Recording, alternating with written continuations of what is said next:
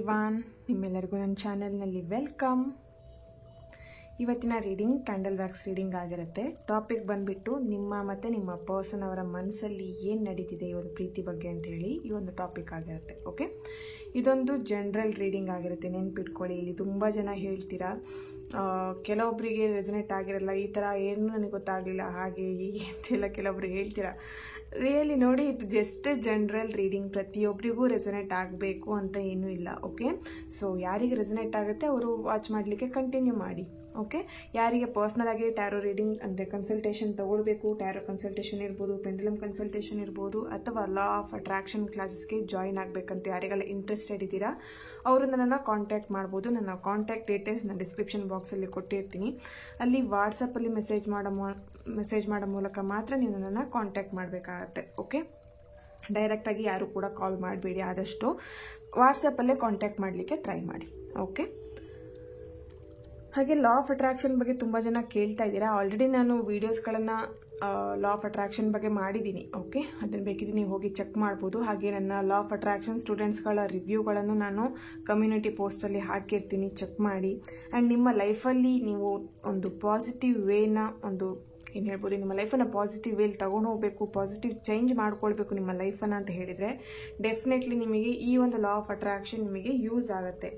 ಪ್ರತಿಯೊಂದು ನೀವು ಇಲ್ಲಿ ಅಟ್ರಾಕ್ಟ್ ಮಾಡಬಹುದು. ಓಕೆನಾ, ಇಲ್ಲಿ ರಿಲೇಶನ್ಶಿಪ್ ಆಗಿರ್ಬೋದು, ನಿಮ್ಮ ಜಾಬ್ ರಿಲೇಟೆಡ್ ಇರಬಹುದು, ಕೆರಿಯರ್ ವಿಷಯವಾಗಿರ್ಬೋದು, ಸಮಥಿಂಗ್ ನೀವೇನೋ ಒಂದು ಎಜುಕೇಷನ್ನ ಕಲಿಬೇಕಂತ ಇರ್ತೀರಾ, ಪ್ರತಿಯೊಂದನ್ನು ನೀವು ಈಸಿಯಾಗಿ ಅಟ್ರ್ಯಾಕ್ಟ್ ಮಾಡೋದನ್ನು ನೀವು ಇದರಲ್ಲಿ ಕಲಿತೀರಾ. ನಿಮಗೊಂದು ಫಸ್ಟ್ ಮತ್ತು ಸೆಕೆಂಡ್ ಸೆಷನ್ ಇರುತ್ತೆ, 2 ಸೆಷನ್ಸ್ ಇರುತ್ತೆ.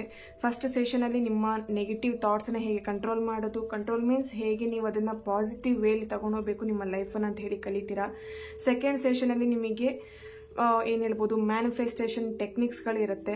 ಓಕೆ, ನೀವು ಮ್ಯಾನಿಫೆಸ್ಟನ್ನ ಹೇಗೆ ಮಾಡಬೇಕಾಗತ್ತೆ, ಹೇಗೆ ಅದನ್ನೆಲ್ಲ ಪ್ರೊಸೆಸಿಂಗ್ ಹೇಗಿರುತ್ತೆ, ಅದೆಲ್ಲದನ್ನು ನೀವು ಸೆಕೆಂಡ್ ಸೆಷನಲ್ಲಿ ಕಲಿತೀರಾ. ಓಕೆ, ಟೋಟಲಿ ನಿಮಗೆ ಈ ಒಂದು ಲಾ ಆಫ್ ಅಟ್ರಾಕ್ಷನ್ ಅನ್ನೋದು ನಿಮ್ಮ ಲೈಫಿಗೆ ತುಂಬ ತುಂಬ ತುಂಬಾ ಇಂಪಾರ್ಟೆಂಟ್ ಆಗಿರುತ್ತೆ. ಓಕೆ, ಸೊ ಇವತ್ತಿನ ರೀಡಿಂಗ್ ಸ್ಟಾರ್ಟ್ ಮಾಡೋಣ. ಅದಕ್ಕೂ ಮುಂಚೆ ನನ್ನ ಚಾನಲ್ನ ಯಾರೆಲ್ಲ ಸಬ್ಸ್ಕ್ರೈಬ್ ಮಾಡ್ಕೊಂಡಿದ್ದೀರಾ, ನಾನು ಅಪ್ಲೋಡ್ ಮಾಡೋಂಥ ವೀಡಿಯೋಗಳಿಗೆ ಯಾರೆಲ್ಲ ವ್ಯೂ ಮಾಡ್ತೀರಾ ಅವರಿಗೆಲ್ಲರಿಗೂ ಥ್ಯಾಂಕ್ ಯು ಸೋ ಮಚ್. ಹಾಗೆ ಇದೇ ಒಂದು ವಿಡಿಯೋ ಮುಖಾಂತರ ಫಸ್ಟ್ ಟೈಮ್ ನನ್ನ ಚಾನಲ್ನ ನೀವು ನೋಡ್ತಾ ಇದ್ದರೆ, ವಿಸಿಟ್ ಮಾಡ್ತಾ ಇದ್ದರೆ ನಿಮಗೂ ಕೂಡ ವೆಲ್ಕಮ್ ಅಂತ ಹೇಳ್ತೀನಿ. ನನ್ನ ಚಾನಲ್ನ ಸಬ್ಸ್ಕ್ರೈಬ್ ಮಾಡಿಕೊಂಡು ಈ ಒಂದು ಚಾನಲ್ಗೆ ಸಪೋರ್ಟ್ ಮಾಡ್ತಾ ಇದ್ದೀರಾ, ಹಾಗೆ ತುಂಬಾ ಬ್ಯೂಟಿಫುಲ್ ಆಗಿ ಕಮೆಂಟ್ಸ್ಗಳನ್ನು ಮಾಡ್ತೀರಾ. ನಿಮ್ಮೆಲ್ಲರಿಗೂ thank you so much. Okay, so ಇನ್ನು ಯಾರೆಲ್ಲ ಸಬ್ಸ್ಕ್ರೈಬ್ ಮಾಡ್ಕೊಳ್ದೆ ಈ ಒಂದು ಚಾನಲ್ನ ನೋಡ್ತಾ ಇದ್ದೀರಾ, ಬೇಗ ಹೋಗಿ ಸಬ್ಸ್ಕ್ರೈಬ್ ಮಾಡ್ಕೊಳ್ಳಿ. ಓಕೆ, ಇವಾಗಿನ ರೀಡಿಂಗ್ ಸ್ಟಾರ್ಟ್ ಮಾಡೋಣ. ಇಲ್ಲಿ ನೋ ಕಾಂಟ್ಯಾಕ್ಟ್ ಸಿಚುವೇಷನಲ್ಲಿ, ಬ್ರೇಕಪ್ ಸಿಚುವೇಷನಲ್ಲಿ, ಅಥವಾ ಸಪ್ರೇಷನಲ್ಲಿ ಇರ್ತೀರಾ, ಆಲ್ರೆಡಿ ಮ್ಯಾರಿಡ್ ಆಗಿ ಸಪ್ರೇಷನಲ್ಲಿ ಇರ್ತೀರಾ, ಫ್ರೆಂಡ್ಸ್ ಇರ್ತೀರಾ, ಪ್ರತಿಯೊಬ್ಬರಿಗೂ ಈ ಒಂದು ರೀಡಿಂಗ್ ರೆಸನೇಟ್ ಆಗುತ್ತೆ. ಓಕೆ, ಇಲ್ಲಿ ಜೆಂಡರ್ ಮ್ಯಾಟರ್ ಆಗಲ್ಲ, ಬಾಯ್ಸ್ ಆಗಿರ್ಬೋದು, ಗರ್ಲ್ಸ್ ಆಗಿರ್ಬೋದು, ಪ್ರತಿಯೊಬ್ಬರಿಗೂ ಇದು ರೆಸನೇಟ್ ಆಗುವಂತಹ reading. Okay,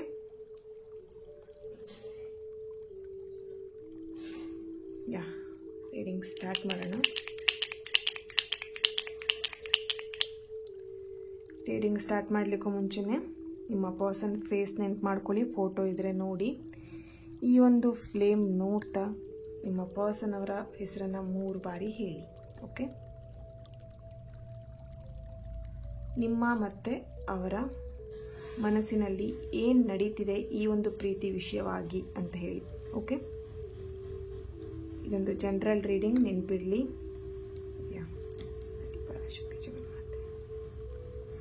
thank you universe, please guide me. Thank you, thank you, thank you. Okay,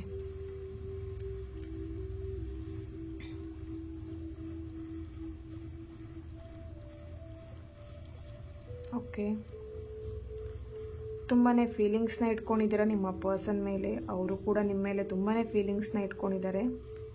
okay, ಇತ್ತೀಚೆಗೆ ಶುರುವಾದಂಥ ಫೀಲಿಂಗ್ಸ್ ನಿಮಗೆ ತುಂಬಾ ಡಿಸ್ಟರ್ಬ್ ಮಾಡ್ತಿದೆ ಅಂತ ಹೇಳ್ಬೋದು ನಿಮ್ಮ ಲೈಫಿಗೆ. ಓಕೆ,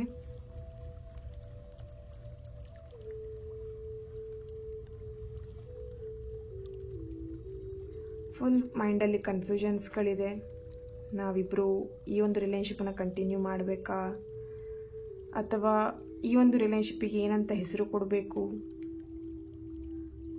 ಓಕೆ, ಇದು ನಿಜವಾಗ್ಲೂ ಪ್ರೀತಿನೇನಾ, ಅಥವಾ ಸ್ನೇಹನಾ? ಓಕೆ, ಈ ವ್ಯಕ್ತಿ ಇಷ್ಟು ದಿನ ಈ ಫೀಲಿಂಗ್ಸ್ನ ಹೇಳ್ತಾ ಇರಲಿಲ್ಲ, ಬಟ್ ಇತ್ತೀಚೆಗೆ ಯಾಕೆ ಈ ವ್ಯಕ್ತಿಯ ಒಂದು ಏನು ಹೇಳ್ಬೋದು,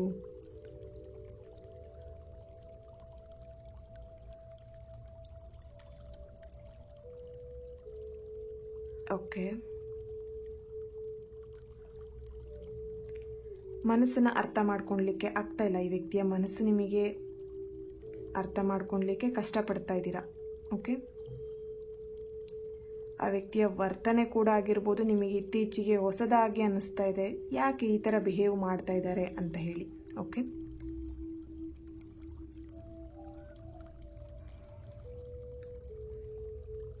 ಅವರು ಕೂಡ ನಿಮ್ಮ ಒಂದು ವ್ಯಕ್ತಿತ್ವನ್ನಾಗಿರ್ಬೋದು ನಿಮ್ಮ ವರ್ತನೆಗಳನ್ನು ತುಂಬ ಅಬ್ಸರ್ವ್ ಮಾಡ್ತಾ ಇದ್ದಾರೆ. ರೀಸೆಂಟಾಗಿ ನಿಮಗೆ ಪ್ರಪೋಸ್ ಮಾಡಿರ್ಬೋದು ಅವರು. ಓಕೆ, ಪ್ರಪೋಸ್ ಮಾಡಿ ಅವರಷ್ಟಕ್ಕೆ ಅವರು ಸೈಲೆಂಟ್ ಆಗಿಬಿಟ್ಟಿದ್ದಾರೆ. ಓಕೆ, ಅವ್ರ ಫೀಲಿಂಗ್ಸ್ನೆಲ್ಲ ನಿಮ್ಮ ಹತ್ರ ಶೇರ್ ಮಾಡಿಕೊಂಡು ಫುಲ್ ಸೈಲೆಂಟ್ ಆಗಿದ್ದಾರೆ. ಓಕೆನಾ? ಸೊ ಇಬ್ಬರು ಮೈಂಡಲ್ಲೂ ಈಗ ಇಲ್ಲಿ ಡಿಸ್ಟರ್ಬೆನ್ಸ್ ಕಾಣಿಸ್ತಾ ಇದೆ.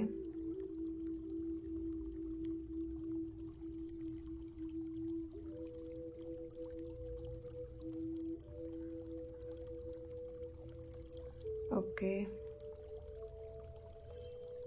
ಮ್ಯಾರಿಡ್ ಕಪಲ್ಸ್ ಕಾಣಿಸ್ತಾ ಇದ್ದಾರೆ ಇಲ್ಲಿ. ನಿಮ್ಮ ವೈವಾಹಿಕ ಜೀವನದಲ್ಲಿ ಸ್ವಲ್ಪ ಸಮಸ್ಯೆಗಳು ನಡೀತಾ ಇದೆ.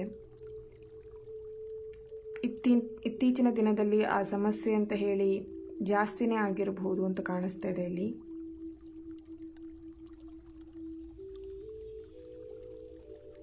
ಓಕೆ,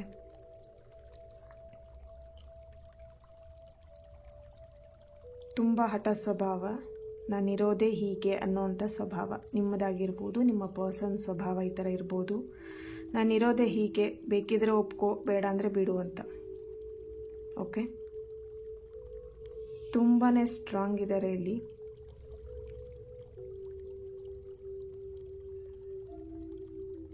ಇಲ್ಲಿ ಆಲ್ರೆಡಿ ಮದುವೆ ಆಗಿರೋವಂಥ ಪರ್ಸನ್ನ ನೀವು ಇಲ್ಲಿ ಇಷ್ಟಪಡ್ತಾ ಇದ್ದೀರಾ, ಅಥವಾ ಅವರು ನಿಮ್ಮನ್ನು ಇಷ್ಟಪಡ್ತಾ ಇದ್ದಾರೆ. ಸೊ ಈ ರಿಲೇಶನ್ಶಿಪ್ ಸಕ್ಸಸ್ ಆಗುತ್ತಾ ಅನ್ನೋವಂಥ ಮೈಂಡ್ ನಿಮ್ಮಲ್ಲಿ ಬರ್ತಾ ಇದೆ. ಓಕೆ, ಸೊ ಅವರ ವೈಫ್ ಇರ್ಬೋದು, ಹಸ್ಬೆಂಡ್ ಆಗಿರ್ಬೋದು, ತುಂಬ ಮೆಂಟಲಿ ಸ್ಟ್ರಾಂಗ್ ಇದ್ದಾರೆ. ಅಷ್ಟು ಈಸಿಯಾಗಿ ಈ ಒಂದು ರಿಲೇಶನ್ಶಿಪ್ಪನ್ನು ನಿಮ್ಮ ಜೊತೆಗೆ, ನಿಮ್ಮ ಆ ಒಂದು ಪರ್ಸನ್ ನಿಮ್ಮ ಜೊತೆಗೆ ಕಾಂಟ್ಯಾಕ್ಟ್ ಮಾಡಲಿಕ್ಕೆ ಬಿಡೋ ಅಂಥ ಚಾನ್ಸಸ್ ತುಂಬ ಕಡಿಮೆ ಇದೆ ಇಲ್ಲಿ. ಓಕೆ, ಸೊ ಅವರು ತುಂಬಾ ಪೊಸೆಸಿವ್ ಆಗಿದ್ದಾರೆ. ಅವರ ಹಸ್ಬೆಂಡ್ ವಿಷಯದಲ್ಲಾಗಿರ್ಬೋದು ಅಥವಾ ಅವರ ವೈಫ್ ವಿಷಯದಲ್ಲಾಗಿರ್ಬೋದು ತುಂಬಾ ಪೊಸೆಸಿವ್ನೆಸ್ ಇದೆ. ಓಕೆ, ಸೊ ಇಲ್ಲಿ ನಿಮಗೆ ಆ ವ್ಯಕ್ತಿನ ಮರೀಲಿಕ್ಕೆ ಆಗ್ತಾ ಇಲ್ಲ. ಜೀವನದಲ್ಲಿ ಒಂದು ದೊಡ್ಡ ಪ್ರಶ್ನೆನೇ ಕಾಡ್ತಾ ಇದೆ ಅಂತಲೇ ಹೇಳ್ಬೋದು. ಯಾರನ್ನು ನಿಮ್ಮ ಲೈಫಲ್ಲಿ ಅಷ್ಟೊಂದು ಅಟ್ಯಾಚ್ಮೆಂಟ್ ಇರಲಿಲ್ಲ, ಯಾರ ಮೇಲೂ ಆ ಥರ ಅಟ್ಯಾಚ್ಮೆಂಟ್ ಇರಲಿಲ್ಲ. ಬಟ್ ಈ ವ್ಯಕ್ತಿ ಅಂತ ಬಂದಾಗ ನಿಮ್ಮ ಮೈಂಡಲ್ಲಿ ಅಥವಾ ನಿಮ್ಮ ಮನಸ್ಸಲ್ಲಿ ಏನೋ ಒಂದು ಸ್ಪೆಷಲ್ ಪರ್ಸನ್ ಇವರು ನನ್ನ ಲೈಫಿಗೆ ಅನ್ನೋಂಥ ಫೀಲ್ ಆಗುತ್ತೆ.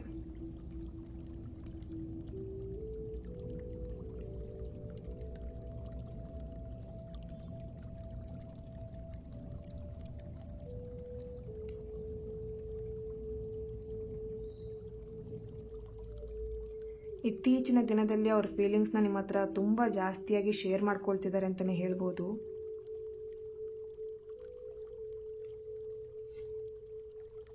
ಓಕೆ,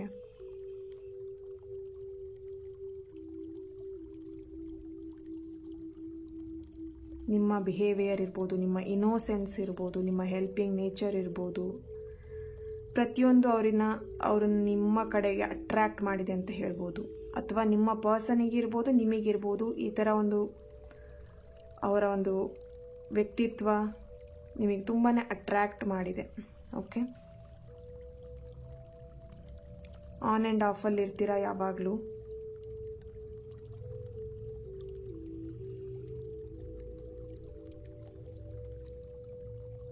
ಮನಸ್ಸಲ್ಲೇ ಮಾತಾಡುವಂಥದ್ದು. ಓಕೆ,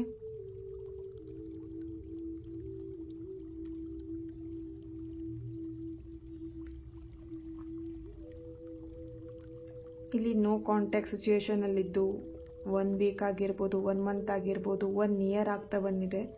ಅವ್ರ ಮೇಲೆ ಇನ್ನೂ ನಿಮಗೆ ಏನು ಫೀಲಿಂಗ್ಸ್, ಮುಂಚೆ ಏನು ಫೀಲಿಂಗ್ಸ್ ಇತ್ತು, ಇವಾಗಲೂ ನಿಮಗೆ ಅವ್ರ ಮೇಲೆ ಅಷ್ಟೇ ಫೀಲಿಂಗ್ಸ್ ಇದೆ. ಬಟ್ ಆ ವ್ಯಕ್ತಿ ನಿಮ್ಮನ್ನು ಅರ್ಥ ಮಾಡ್ಕೊಳ್ತಾ ಇಲ್ಲ. ಇಲ್ಲಿ ಕೆಲವೊಬ್ಬರಿಗೆ ಬ್ಲ್ಯಾಕ್ ಮ್ಯಾಜಿಕ್ ಆಗಿರುವಂಥದ್ದು, ಅಥವಾ ಅವರನ್ನು ಇಲ್ಲಿ ಯಾರೋ ಒಬ್ಬರು ಕಂಟ್ರೋಲ್ ಮಾಡ್ತಾ ಇದ್ದಾರೆ. ಓಕೆ, ಅವ್ರ ಮನಸ್ಸನ್ನೇ ಗಟ್ಟಿ ಮಾಡ್ಕೊಂಡಿದ್ದಾರೆ ಅಂತ ಕಾಣಿಸ್ತಾ ಇದೆ.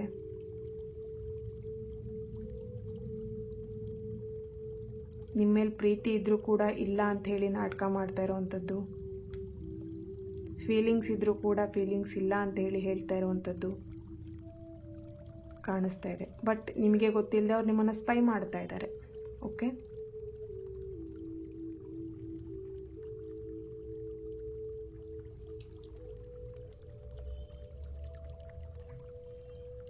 ಓಕೆ,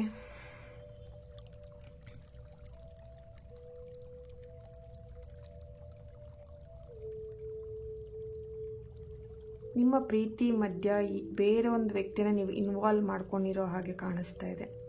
ನಿಮ್ಮ ಪರ್ಸನ್ ಇರ್ಬೋದು, ನೀವಿರ್ಬೋದು, ಇನ್ನೊಬ್ಬ ವ್ಯಕ್ತಿಯನ್ನು ನೀವು ಇನ್ವಾಲ್ವ್ ಮಾಡ್ಕೊಂಡಿದ್ದೀರಾ. ಓಕೆ, ಆ ವ್ಯಕ್ತಿಯಿಂದ ನಿಮ್ಮ ಪ್ರೀತಿಗೆ ಸಮಸ್ಯೆ ಆಗಿರ್ಬೋದು. ಇಲ್ಲಿ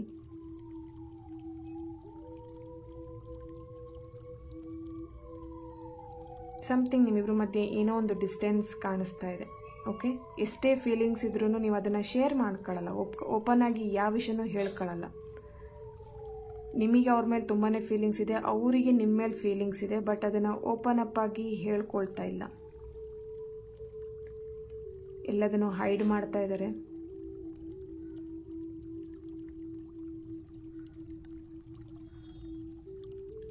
ಓಕೆ,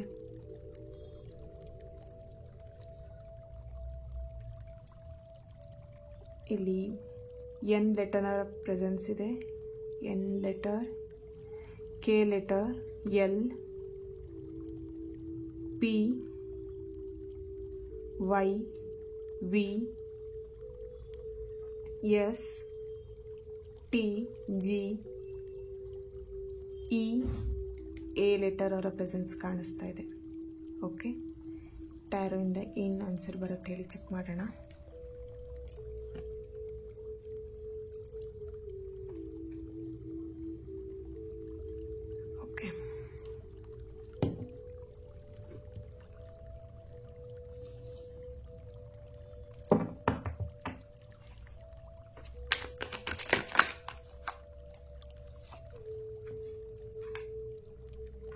ಓಕೆ, ಇಲ್ಲಿ 1 ಮಂತ್ ಆಗಿರ್ಬೋದು ನಿಮ್ಮ ಪರ್ಸನ್ ನಿಮ್ಮನ್ನು ಮೀಟ್ ಮಾಡಿ ಅಥವಾ ಪ್ರಪೋಸ್ ಮಾಡಿ, ಓಕೆ, ಅವರ ಫೀಲಿಂಗ್ಸ್ನ ನಿಮ್ಮ ಹತ್ರ ಶೇರ್ ಮಾಡಿಕೊಂಡು ಜಸ್ಟ್ 1 ಮಂತ್ ರೀಸೆಂಟಾಗಿ ನಿಮ್ಮ ಹತ್ರ ಅವರ ಫೀಲಿಂಗ್ಸ್ನ ಶೇರ್ ಮಾಡ್ಕೊಂಡಿದ್ದಾರೆ. ಓಕೆ, ತುಂಬಾ ಅಪ್ಸ್ ಆ್ಯಂಡ್ ಡೌನ್ಸ್ ನಡೀತಾ ಇದೆ ನಿಮ್ಮ ರಿಲೇಶನ್ಶಿಪ್ಪಲ್ಲಿ.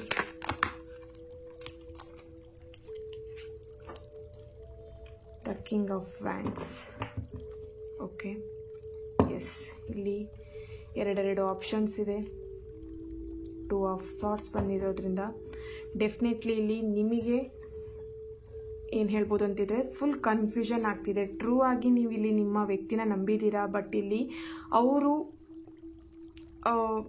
ಕನ್ಫ್ಯೂಷನ್ ಮೈಂಡಲ್ಲಿದ್ದಾರೆ ಅಂತ ಹೇಳ್ಬೋದು. ಈ ಕ್ಷಣ ಅವ್ರ ಮೈಂಡಲ್ಲಿ ಫುಲ್ ಕನ್ಫ್ಯೂಷನ್ಸ್ ಇದೆ. ಓಕೆ, ಫೀಲಿಂಗ್ಸ್ ನಿಮ್ಮ ಮೇಲೆ ಇದ್ರೂ ಕೂಡ ಅದನ್ನು ಓಪನ್ ಆಗಿ ಶೇರ್ ಮಾಡ್ತಾ ಇಲ್ಲ ಅವರು. ಬಟ್ ಅವರ ಒಂದು ಏನು ಹೇಳ್ಬೋದು ಮೈಂಡಲ್ಲಿ ಬೇರೆ ಏನೋ ಒಂದು ಥಾಟ್ಸ್ಗಳು ಬರ್ತಾ ಇದೆ. ಇಲ್ಲಿ ಆಲ್ರೆಡಿ ಮದುವೆ ಆಗಿರೋರು ನಿಮ್ಮನ್ನು ಪ್ರಪೋಸ್ ಮಾಡಿರ್ಬೋದು, ಅಥವಾ ನಿಮಗೆ ಮದುವೆ ಆಗಿರ್ಬೋದು, ಸಮಥಿಂಗ್ ಇಲ್ಲಿ ಏನೋ ಒಂದು ಮ್ಯಾರಿಡ್ ಎನರ್ಜಿ ನನಗಿಲ್ಲಿ ಕಾಣಿಸ್ತಾ ಇದೆ. ಸೊ ಅವರು ಇಲ್ಲಿ ನೆಕ್ಸ್ಟ್ ಫ್ಯೂಚರ್, ನೆಕ್ಸ್ಟ್ ಏನಾಗ್ಬಿಡುತ್ತೆ ನನ್ನ ಲೈಫಲ್ಲಿ, ನಾನು ಮಾಡ್ತಿರೋ ಸರಿನಾ ತಪ್ಪಾ ಅಂತ ಹೇಳಿ ತುಂಬ ಕನ್ಫ್ಯೂಷನಲ್ಲಿ ನಡೀತಾ ಇದೆ ಅವ್ರ ಲೈಫ್ ಇವಾಗ.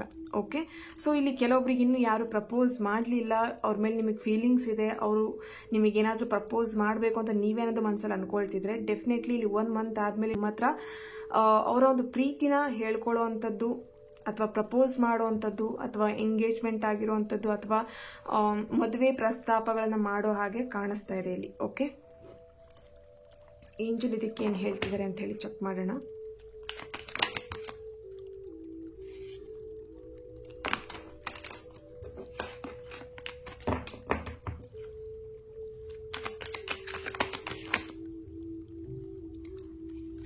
Success, abundance.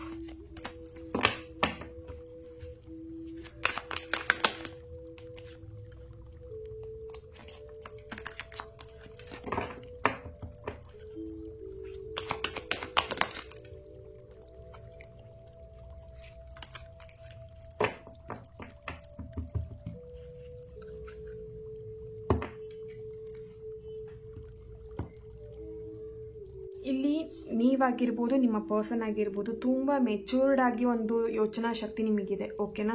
ಸೊ ಇಲ್ಲಿ ಲೈಫಲ್ಲಿ ಏನೋ ಒಂದು ಆ್ಯಕ್ಷನ್ ತಗೊಳ್ಬೇಕು ಅನ್ನೋವಂಥದ್ದು ನಿಮ್ಮ ಮೈಂಡಲ್ಲಿ ಅಥವಾ ನಿಮ್ಮ ಪರ್ಸನ್ ಮೈಂಡಲ್ಲಿ ಬರ್ತಾ ಇದೆ. ಈ ಒಂದು ರಿಲೇಶನ್ಶಿಪ್ನ ಉಳಿಸ್ಕೊಳ್ಬೇಕು ಅನ್ನೋವಂಥದ್ದು ಇಬ್ಬರು ಮೈಂಡಲ್ಲೂ ಇದೆ. ಬಟ್ ಇಲ್ಲಿ ಉಳಿಸ್ಕೊಳ್ಲಿಕ್ಕೆ ಆಗ್ತಾ ಇಲ್ಲ. ಇಲ್ಲಿ ಏನೋ ಒಂದು ಪ್ರಾಬ್ಲಮ್ಸ್ಗಳು ನಿಮಗೆ ಕಾಣಿಸ್ತಾ ಇದೆ. ಇಲ್ಲಿ ನಿಮ್ಮ ಫ್ಯಾಮಿಲಿ ಇಶ್ಯೂಸ್ ಆಗಿರ್ಬೋದು ಅಥವಾ ನಿಮ್ಮಿಬ್ಬರ ಮಧ್ಯೆ ಸ್ವಲ್ಪ ಸಮಸ್ಯೆಗಳಿರಬಹುದು. ಸಮಥಿಂಗ್ ಇಲ್ಲಿ ಏನೋ ಒಂದು ಇಶ್ಯೂಸ್ ಕಾಣಿಸ್ತಾ ಇದೆ. ಹಾಗೆ ಇಲ್ಲಿ ನಿಮ್ಮ ಪರ್ಸನ್ ತುಂಬಾನೇ ಕೈಂಡ್ ಪರ್ಸನ್ ಇದ್ದಾರೆ. ಆ ಒಂದು ಕೈಂಡ್ನೆಸ್ ನಿಮಗೆ ತುಂಬಾನೇ ಇಷ್ಟ ಆಗಿರುವಂಥದ್ದು ಅವರಲ್ಲಿ. ಸೊ ಡೆಫಿನೆಟ್ಲಿ ಇಲ್ಲಿ ಅಬಂಡೆನ್ಸ್ ಆ್ಯಂಡ್ ಸಕ್ಸಸ್ ಬರ್ತಿದೆ ಅಂತ ಹೇಳ್ತಾರೆ. ಈ ಒಂದು ಪ್ರೀತಿಯಲ್ಲಿ ಮುಂದೆ ಒಂದು ಏನಾದರೂ ಒಂದು ಬದಲಾವಣೆಗಳನ್ನು ತಗೊಳ್ಬಹುದು. ಇಲ್ಲಿ ಯಾರೆಲ್ಲ ನೋ ಕಾಂಟ್ಯಾಕ್ಟಲ್ಲಿ ಇದ್ದೀರಾ ಅಥವಾ ಏನು ಹೇಳ್ಬೋದು ಆನ್ ಆ್ಯಂಡ್ ಆಫ್ ಅಲ್ಲಿ ನಡೀತಾ ಇದೆ, ಅವ್ರು ನಿಮ್ಮನ್ನ ಕಾಂಟ್ಯಾಕ್ಟ್ ಮಾಡ್ತಾ ಇಲ್ಲ ಅಂತ ಇದ್ರೆ ಡೆಫಿನೆಟ್ಲಿ ಇಲ್ಲಿ ಸ್ವಲ್ಪ ದಿನ ಅವ್ರ ಮನಸ್ಸು ತಿಳಿಯಾಗೋವರೆಗೆ ಅವ್ರನ್ನ ಡಿಸ್ಟರ್ಬ್ ಮಾಡಬೇಡಿ ಅಂತ ಹೇಳ್ತೀನಿ. ಯಾಕಂದ್ರೆ ಅವ್ರ ಮೈಂಡ್ ಇಲ್ಲಿ ನಿಮ್ಮ ಮೈಂಡ್ ಇರ್ಬೋದು, ಅವ್ರ ಮೈಂಡ್ ಇರ್ಬೋದು, ತುಂಬಾನೇ ಡಿಸ್ಟರ್ಬೆನ್ಸ್ ಆಗ್ತಾ ಇದೆ. ಇಲ್ಲಿ ತುಂಬಾನೇ ಡಿಸ್ಟರ್ಬ್ ಆಗಿದ್ದಾರೆ. ಓಕೆ, ಟೋಟಲಿ ಅವ್ರ ಮೈಂಡ್ ತುಂಬಾನೇ ಡಿಸ್ಟರ್ಬೆನ್ಸ್ ಇದೆ. ಸೊ ಹಾಗಾಗಿ ಸ್ವಲ್ಪ ದಿನ ಅವರನ್ನ ಅವರಷ್ಟಕ್ಕೆ ಬಿಟ್ಬಿಡಿ. ಓಕೆ, ಇಲ್ಲಿ ಇಬ್ರು ಮೈಂಡಲ್ಲೂ ಬರ್ತಿದೆ ಈ ಪ್ರೀತಿಯಲ್ಲಿ ಯಾರಾದ್ರೂ ಒಬ್ರು ಮೋಸ ಮಾಡ್ಬಿಡ್ತಾರೇನೋ ಅನ್ನೋಂಥದ್ದು ಮೈಂಡಲ್ಲಿ ಬರ್ತಿದೆ. ಓಕೆ, ತುಂಬಾ ನೆಗೆಟಿವ್ ಆಗು ಥಿಂಕ್ ಮಾಡ್ತಿದ್ರೆ ಈ ಒಂದು ಪ್ರೀತಿ ಬಗ್ಗೆ. ಡೋಂಟ್ ವರಿ, ನೀವೆಷ್ಟು ನೆಗೆಟಿವ್ ಆಗಿ ಥಿಂಕ್ ಮಾಡ್ತೀರಾ ಅಷ್ಟೇ ನಿಮ್ಮ ಲೈಫಲ್ಲಿ ನೆಗೆಟಿವ್ ಆಗ್ತಾ ಇರುತ್ತೆ. ಓಕೆ, ನೆಗೆಟಿವ್ ಆಗಿ ಥಿಂಕ್ ಮಾಡೋ ಬದಲಿಗೆ ಆದಷ್ಟು ಈ ಪ್ರೀತಿ ಸಕ್ಸಸ್ ಆಗುತ್ತೆ ಅಂತ ಹೇಳಿ ಯೋಚನೆ ಮಾಡಿ. ಓಕೆ, ಸೊ ರೊಮ್ಯಾನ್ಸ್ ಏಂಜಲ್ ಏನು ಹೇಳ್ತಿದ್ದಾರೆ ಅಂತ ಹೇಳಿ ಚೆಕ್ ಮಾಡೋಣ. Keep on open mind. S,